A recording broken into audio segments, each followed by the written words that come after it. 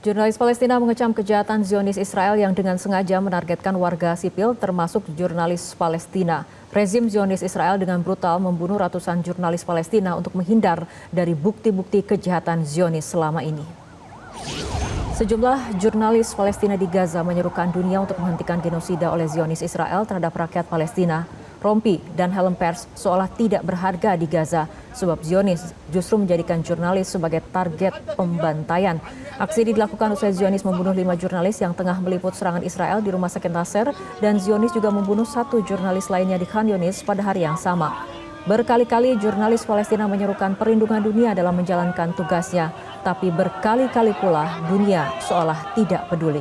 Pasalnya hingga kini jumlah jurnalis yang menjadi korban kekejaman Zionis terus bertambah mencapai lebih dari 246 jiwa.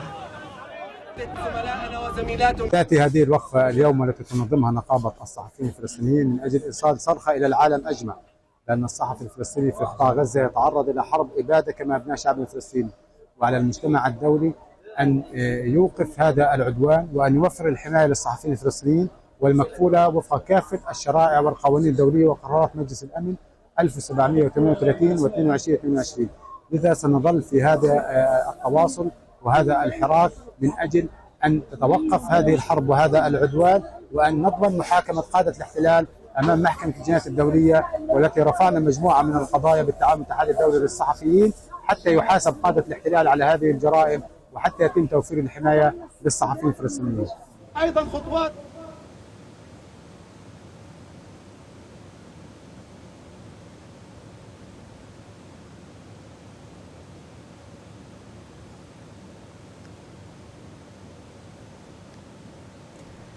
Sementara itu di Utrecht, Belanda, deretan 18.000 sepatu berjajar di sepanjang alun-alun bersama mainan, bunga hingga potret ratusan jurnalis Palestina yang gugur akibat serangan Zionis. Ini merupakan aksi solidaritas warga Belanda merespon gugurnya jurnalis hingga anak-anak Palestina. Selama sekitar 6 jam lamanya, warga juga membacakan nama-nama anak yang gugur akibat kejahatan Zionis. Namun masih butuh waktu lebih lama lagi untuk membacakan nama anak-anak Palestina yang gugur sebab jumlahnya jauh dari yang tercatat. Selain itu, warga juga menyerukan boikot Zionis.